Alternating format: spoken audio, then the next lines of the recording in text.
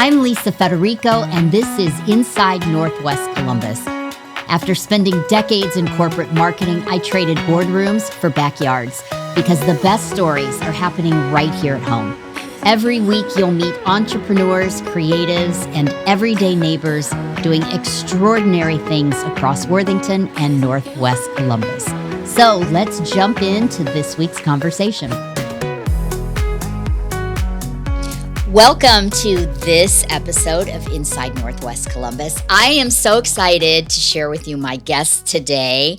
I have Kim Goodman, who's the executive director of the MAC, the McConnell Arts Center. And I also have Lindsay Lasanti. Great Italian name, Lindsay. Gotta love that. She's the Visual Arts and Education Manager. But most importantly, for most of you, she is the director of the Worthington Arts Fest, which we're going to talk about because you got a lot of exciting things coming up at the MAC. I want to start a little bit and talk about what drew you to the MAC as the executive director, right? You're a flautist, yeah. Take me through how you came to the MAC. Yeah. So I have a doctorate in flute, and I was teaching in academia for many, many years. But as many come to find in academia, there are not, especially in music, not that many full-time positions. I was teaching in a variety of different departments and really loving it, but really wanted to find a place for my career to go next. And so I got into arts administration, which led me to Jazz Arts Group in Columbus, and then in 2021 to the McConnell Arts Center as the Director of Development. Yeah. And then eventually, in March, it was 3 years that I've been the Executive Director. So time flies. Well, 5 years there. And we are so lucky to have you. Thank you. We cover the MAC and your events an awful lot, and I just love the work that you do. Thank you. Lindsay, you manage a huge arts fest. I did not realize that 30,000 people go to the Worthington Arts Fest. What is your background and how are you able to do all of that on top of doing all of the visual arts components of the MAC? Yeah. So my background is actually in production stage management. I went to school to be a technical behind the scenes stage manager. Very cool. But I also had a double major in art history. I've always loved museums, gallery spaces. So when I applied for the McConnell Arts Center, I've been here since 2021 as well. Yeah. It was a really nice space where we could have performances and gallery spaces.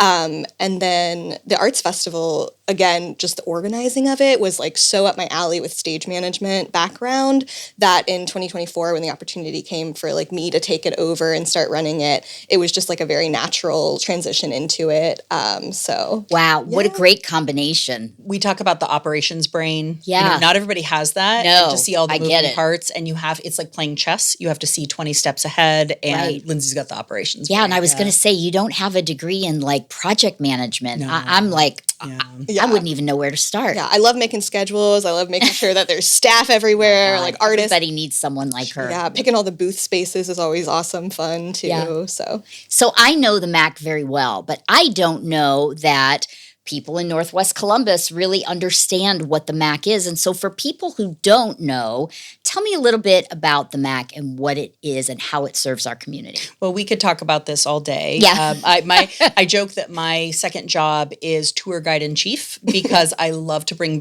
people to the building. At least once or twice a week, I bring someone through to learn more about the space. If people don't know about us, there's a reason. First of all, we are only 16 years old, which in the history of a city like Worthington isn't very long. Right. But people do know us because we are the original Worthington High School building that was built in 1916. So we are 110 years old. In 2009 is when the MAC was reimagined into the Arts Center. I didn't realize that. So only 2009. Again, in the history of the city, this is a relatively new venture. We have 20,000 square feet. We have a 213-seat auditorium, a dance studio, a ceramic studio, a gallery, and classroom spaces. It's a busy place. We are so lucky to have you. Listen, we do not have a peer in Central Ohio. Right. There's no other place don't. that does all of those components. Lots of places that do one or two, but not all three. Yeah. And the programs that you bring to the community, I think, are so important. You do a lot of work in helping to connect residents with art and music and live performance. Talk a little bit about that and kind of the philosophy behind what that, how that surfaced, and then how you provide that to our community. So it's very simple. Our mission is building pathways to experience the joy and wonder of the arts. Yeah. It's perfect. I wouldn't change it. In fact, they had a retreat right before Lindsay and I got there to talk about updating or changing, and they kept the same mission because it's general enough, but it's also very specific that it is arts centric, and it's the idea of connecting people with opportunities. So then we have brilliant co-workers like Michelle Tavener and Lindsay Lasanti who bring in artists to teach, performers to perform, and everything in between, artists to make art, and people have that opportunity throughout the community, from anything from something that is free to a paid opportunity and everything in between. So Lindsay can tell you more about the so many instructors and classes and the breadth of the classes especially. Yeah, well, you do have an awful lot to offer. Yeah, we have lots of class offerings from painting to drawing, ceramics, theater. We have youth classes, adult classes, teen-specific classes. So it's a little bit of everything. Something for everyone. Really, truly, any age. And our fall seasons and our spring, fall, winter are very, very busy. We offer close to 50 classes each term of our longer terms, which is just incredible. Insane. It's grown so much since we started in 21. I think my first term of classes, we put 6 classes on sale in the term, and now... Well, that's a testament, right, to this team. Well, it is. We are the victims of our own success, right? Yeah. we are all very tired, but it is such good. There's such energy being expended, and we just keep growing and growing and growing, and it's very exciting. Again, there's this group of us, 4 of us, that have been there now for almost 5 years, and it shows, right? Because of the successes. Yeah. And so, why do you think that other communities don't have what we have? Is it just maybe we were in the right place at the right time and was able to get the funding, and it just all unfolded from there? So the story that I inherited, and that's a funny thing as an executive director, there's a little bit of the game of telephone of stories, right? Right. But there was a Worthington Arts Council for many years, 30, 40 years, that existed only in name. They did not have a building. The building was our building was known as the Annex, and the Annex was used as classes. I talked to somebody this morning who took health class in our building. Our colleague Anne-Marie McAllister went to high school in the building. And so then it was only used for theater, music, and art. Then it was only used for storage, and then it was used for nothing. And so it's sitting there. The building's kind of falling down. Yeah. And of course, that takes money. And an amazing woman named Nancy Gorey, who's the late wife of Lou Gorey, who is just a pillar of the Worthington community, she raised the money. She went to the McConnell family of Worthington Industries and Steel, and they put up the first lead gift, and that is why we are named after Peggy McConnell. So it's an amazing place. But to answer your question, it was the right time at the right time, right place, right time. Everything was aligned. Yes, there was already a theater. Yeah. Right? There were already classroom spaces. There was a space that could be a gallery. And just the innovation of the people who were there at the beginning, one, I don't envy them because that is so much work, but 2, good on them. Absolutely. To give us this space that has all 3. Again, to build a building like that today, can you imagine 50, 100 million? Easily. And then the next year when it's running behind, then it's another 50 million, right? So right place, right And time. it is a absolutely beautiful space. So beautiful. And you accommodate so many different things. Mm-hmm. It's fantastic. Hey, before we get back to the episode, June is our men's issue, focused on men shaping life in Northwest Columbus. From business and home to health and personal growth, we're exploring what it looks like to live well and lead with intention. On the podcast, you'll hear the men behind the brands, the projects, and the decisions that impact our community every day. Make sure you're subscribed, and you can find the full men's issue waiting for you in the show notes. All right, so talk about the Worthington Arts Fest. You host it every year. It's growing like crazy. Mm-hmm. What makes it so special, and what can people expect this year?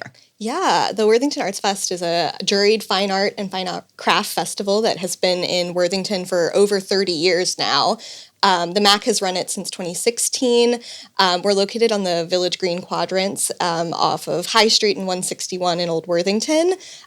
We accept a little over 120 vendors from the jury process every year. So there's new artists every year. I think our artists this year come from 17 different states. So not just Central It's Ohio. not just a local festival. It's a juried fine arts festival. So people are coming from all over the country to exhibit their artwork for our community specifically, which is a really exciting opportunity. And again, we just continue to see growth. We've brought on more food vendors every year, so we should have about 8 food trucks this year with more options than last year. And it's just very exciting to see the growth from year to year. So, what is a juried? I can't remember the term that you used. Yeah. Juried Arts Fest. Tell me about that process. How does that work? Yeah, so actually the Arts Festival itself happens in June, but the process really starts back the November the year before. Okay. So applications open for artists in November, and they submit 4 photos of their work and then 1 shot of a booth, what their booth would look like for the festival. And then a panel of jurors that I select, so that could be arts professors from local universities, working artists, just experts in their field. Can it be like general schmoes like me? We try to get fine arts experts, just because all of our medium categories are fine art categories. So it's a lot of local professors and working artists that makes are sense. experts in their field. And they score and rank all of the applications. So this year we had over 300 applications for the 120 spaces incredible? that we admit every year. Yeah. And what do they look for? I can't imagine reviewing 300 applicants and representing the demographic, right, of who comes to the Art Fest. Putting all that together, like, do you have a rubric that they have to go through? Like, what do you look for artists when you select them? Yeah, so overall craftsmanship and quality, artistic quality. So we really ask that artists submit very high quality images of their work that we can zoom in. You can really see the glaze work that they did on the ceramics, or you can see the brush strokes. So we're looking for very high quality art every year. So this should be artwork that is seen in galleries all around the U.S. And again, I don't envy our jurors every year because it is a really hard process to rank. And then they do overall booth presentation as well. So they look at that booth shot to see, is it a very professional, presentable booth display? Have they done this before? So it just makes selection even harder every year. Are there any artists that you're really excited about for this year that maybe like are new to the Worthington Arts Fest? Yeah, I, in my heart of hearts, always sort of am so excited when the Central Ohio artists get selected year after year. Absolutely. Because, so we have some this year. Yes, there's a quite a few handful of them. Actually, some of them we work with for the happy hour event that we do every year. So there are 6 artists this year from Central Ohio that are participating in the Meet Me at the Mac happy hour event. So we do it just a month before the festival. So this year it's May 13th. But they come and share their wares at the MAC before the festival. So they sort of do a smaller booth setup. They bring their artwork into the MAC, and we sort of do a preview of what the festival is going to look like in a month. So, oh my gosh, it's a great event because, and all kudos to Anne Marie McAllister, it was her brainchild. That we partner with, this year we're partnering with Barrel and Bloom. Good. Yes. Yep, we love there them will be too. a wine tasting. So it's a very, very inexpensive night out. It's $15. You come into the MAC. And we love that because some people may have never been to the MAC before, right? I get and it. we also, it serves several purposes. We love to celebrate our artists and let them have the opportunity to make a little bit of money that night. Mm-hmm. But it also associates patrons that it is our baby, right? That people understand that we produce the festival, and it's a great night. Yeah, $15. I will be there. Oh, great. I will be there this year. Good. So we have the Worthington Arts Fest, but then there's so much other programming that you're doing. Talk a little bit about maybe for someone who hasn't been to the MAC before, what can they expect? Yeah, there is something for everyone. We have documentary film screenings. Everything is art-centric, but lots of different opportunities. We have dance performances, theater performances. We have cultural music. There's a series that's a particular pet project of mine called Cultural Connections, where we celebrate the world on our stage, and we say we bring the world to Worthington. And next year is particularly exciting. We are going to have a presentation on the history of gospel music. Ooh. And we are bringing a friend and colleague of mine from my Ohio State School of Music days who she is the music minister at Ebenezer Baptist Church in Atlanta. Okay. She has been on PBS with Henry Louis Gates many times talking about the history of gospel. She's a star. So that is coming to part of Cultural Connections. We have, for the first time, a Mexican folklorico dance group, which is a dream for me. Being from Phoenix, Arizona, I grew up seeing and hearing a lot of that music. We've never had that on our stage. The other offerings include a series on bluegrass music. So we have an amazing patron amongst us named Rich Baker, who has been a sponsor of these events. And next year we're doing 5 of those concerts. And people are coming from all sorts of neighboring states. And I had the good fortune to be on the phone when someone called, needed some help buying tickets. And she said, the particular band she was calling to get the tickets for, she said, I have driven to Nashville 6 and 7 times to see them, and now you're bringing them to my backyard. gosh. So that was amazing. Yeah. We have, again, a series of films that we like to show. We have a beautiful screen, and we make free popcorn for everyone who comes. Very important. Very important, free popcorn. And literally something for everyone. Yeah. You know, people need to look at our season brochure. We will have our tickets on sale by the Arts Festival for our entire performing arts season. And of course, there is the perennial favorite of Mad Men, which is a group that comes for the holidays. So we're busy.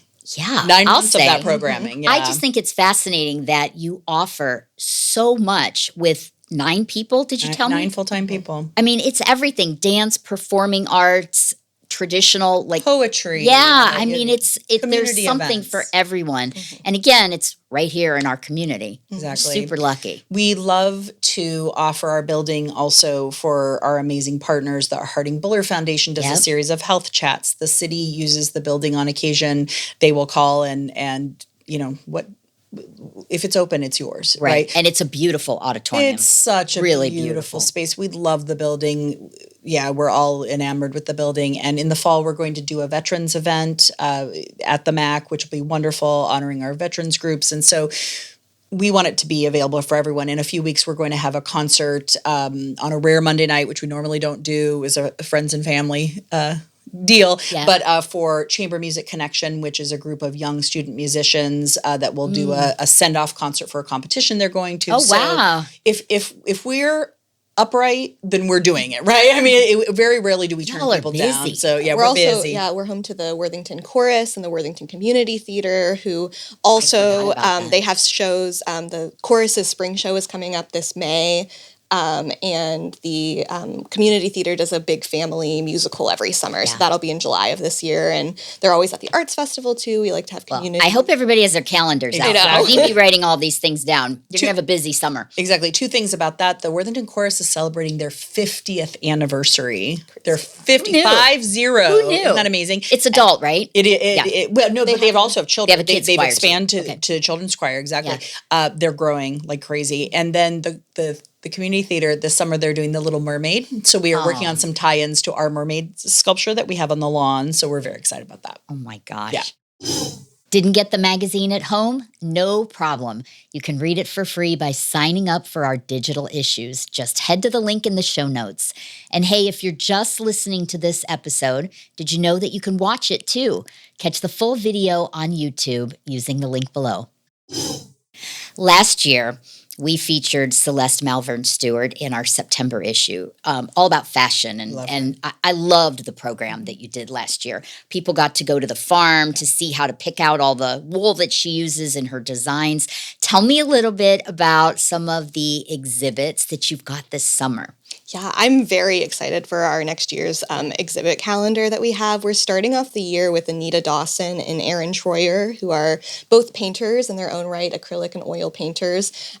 Their shows are very surreal. It will be identifying, it's sort of like still lifes, but in a surrealist lens, which is really cool. And then after that in the fall, I'm really excited. A local curator and former Worthington educator, Lauren Busick, is curating a show called Chasing the Light, Artists Speak.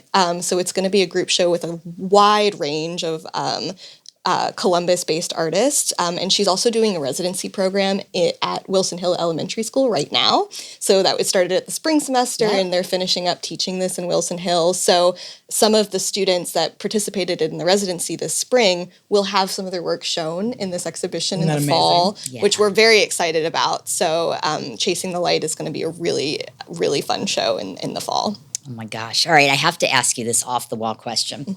Because when I go to a gallery or art shows, I often feel like, is there a way that I should be viewing the art? How should I be doing this?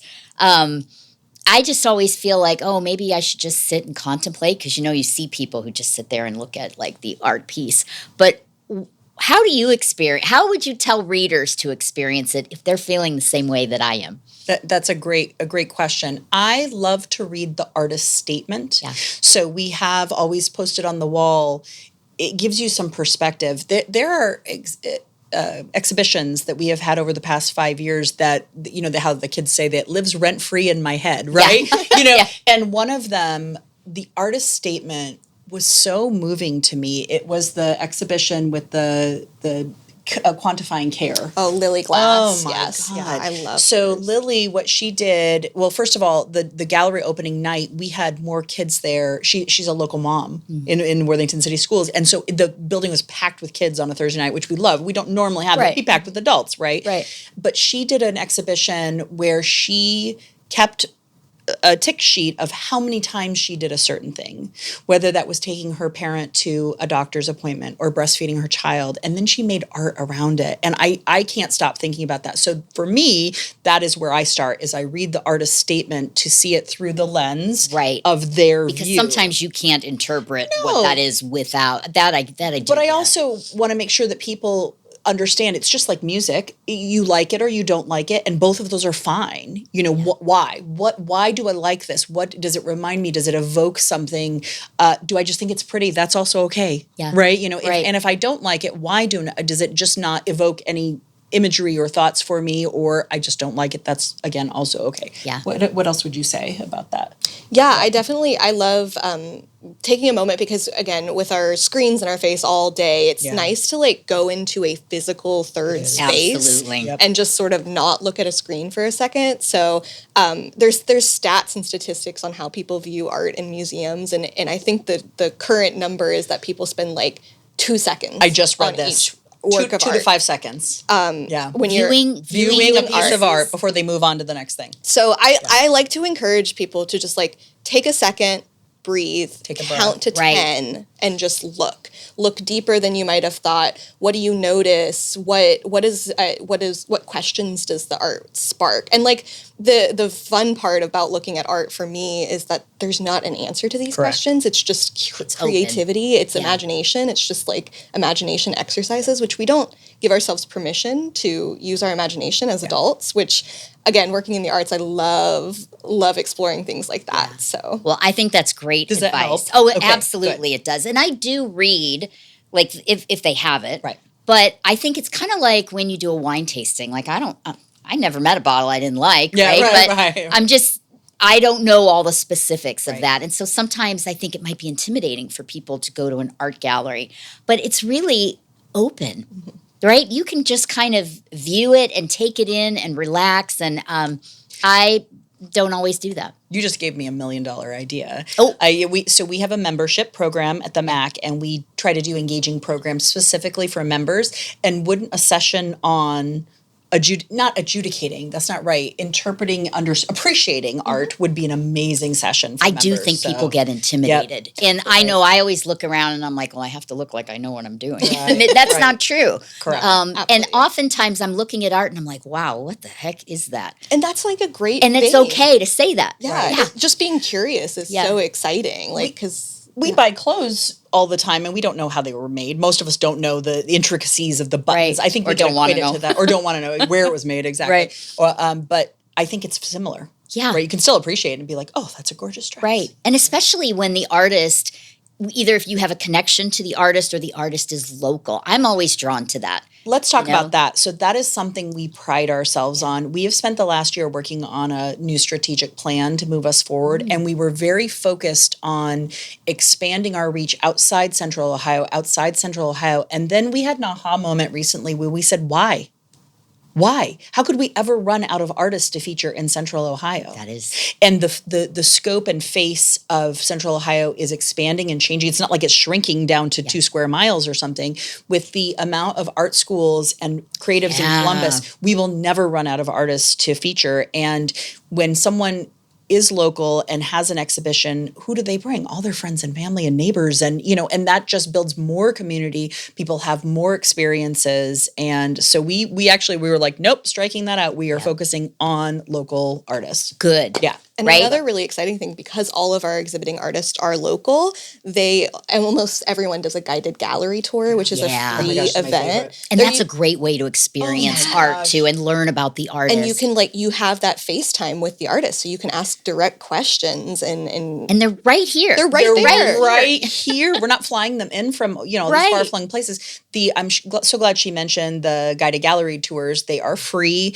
I try and go to as many of them as possible because the artist will walk up to a piece that I personally have walked by 20 times because it's right outside my office, and they will say one thing and I'll say, oh my gosh, I never saw that. Or I never appreciated the thoughtfulness, the craft that went into that. So, and again, to be able to ask the artist right there. You can't ask Michelangelo why or how he did something. Darn it. Right? So this is your opportunity. Wow. And look, if you're not into art, there's so many other things. Exactly. And we forgot to talk about this too. At the Worthington Arts Fest now, you now have a kids program. Yes. Or family program, I think you called absolutely. it. We're adding a secondary MAC tent. So there always was the big MAC information tent where we'll have our teachers demoing something that they might teach at the MAC in the fall.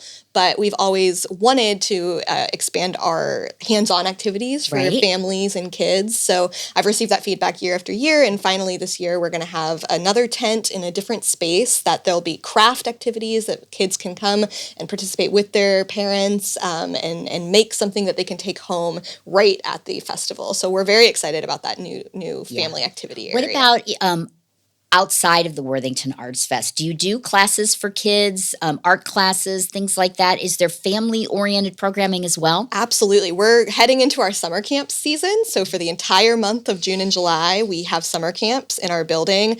A big shout out to Camp Creativity. It's our full day offering for rising grades 1 to 5. Okay. And it's a full day of exploratory art activities. So you try everything: drawing, That's painting, wonderful. dance, ceramics, theater. It's a great community favorite that we learned about when we came back from the pandemic, and we've just expanded it every year. We're doing 3 weeks of it this year. They are unfortunately all sold out, but isn't that amazing? Yeah. The summer camps? All of our camp creativities are. We have lots Already? of half-day options still available. Lisa, you should have seen, they went on sale in February, and we get registrations at 12:01, or 10:01, whenever they go on sale. The minute after they go on sale, listen, the mom crew is strong. Yeah. Very strong. Well, I knew that, summer. but I didn't really think about the impact. I didn't realize that you filled up so quickly. Yeah. Yeah, we run it's over 9 weeks, but we run 8 weeks of camps every summer. Wow. Yeah. So we have to remember that you got to get in there early. Yes, February. Every year. Mark your calendars, February. right? Yeah. For people who think that they're not very creative, what would you say to them? What would you say to maybe change their mind? Because I do think that everybody has just a little bit of spark of creativity. You make a million creative choices during the day that you don't even think about. Yeah. Right? You really do. Whether it's what to wear, whether it's how to choose to spend your evening, right? You could go to the gym, you could go to a movie, you could go to a concert. Just come try us out. Our galleries are always free. It's free. I know our parking is so free. wonderful. Can we say that again? Yeah. The parking is free, right? There aren't many places anymore in Columbus where the parking is free. Come check us out. And my favorite is often we'll have an evening event. I'll run out to get a bite to eat and come back for that evening event. The building is buzzing. There are 4 classes happening at the same time, and 200 people are coming in for a concert. I mean, I think that's what I feel like we really have fulfilled the dream of this scrappy group that 16 years ago tried to make this happen. And we have a couple of those folks still around. And one of them cries every time she talks to me. And she says, "You're just doing it. You're doing it." But it's a magical place. And you don't have to participate in art. I am a musician in my personal creative life. I am not a visual artist. I've really never I've taken a couple of workshops at the MAC. That's not where I find my joy, but enjoying others making art, and of course the music part of it, and who doesn't love a great documentary? I mean, there's just really a lot happening. I can't say enough. Kudos to all of you and your team for the work that you do and what you bring to our community. It's very unique. It is. And we're just so lucky to have you. And I'm so lucky to have you on the show. I'm so glad we got to talk about some of these things. For those of you that have not been to the MAC or you haven't gone to the Worthington Arts Fest, this is a prime opportunity. There is something for everyone. And you have an adult education series, too, that people can take advantage of. On Tuesday and Thursday mornings, we often have about 80 people in the building taking classes. Our parking lot is filled. I have a friend who lives down the street, and she texts me, your parking lot's filled, So yes, there are classes for everybody. And also some people say, well, I can't do an 8-week ceramics class. That's okay. There are workshops. There are one-off workshops, so you can dabble and say, oh, I really like this, or maybe this is more my speed. And that grows every single term. We don't even print our list of classes because it would be, a tome. So exactly. Yeah. So we have in our season brochure, we just have the dates of the terms, and then we send people to the website, and it's a very easy to use system. Makes to it sign much up for. easier. And it also allows you, if a class is full, to sign up on the wait list, because that happens on occasion. People will change your schedules, and so lots of ways to interact. So where can people get information about all of these upcoming events? What's the best way to do that? McConnellarts.org. You can also follow us on social media, on Facebook and Instagram, but our website is a great place. We have a newsletter sign up on there. I always joke, you don't have to prove that you are or are not a robot, right? You literally just put first name, last name, email, done. Right. You don't have to confirm. You don't have to cajole any of those things. And our newsletter comes out weekly that has all of the things that are happening. And I do get that, so I highly recommend looking at that. All of these links, by the way, will be in the show notes, so look there.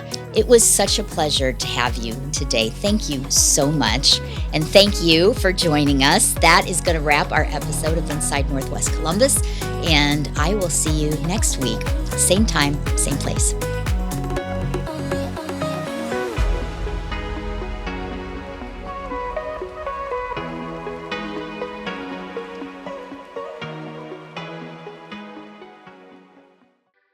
Boxland Media. Think big.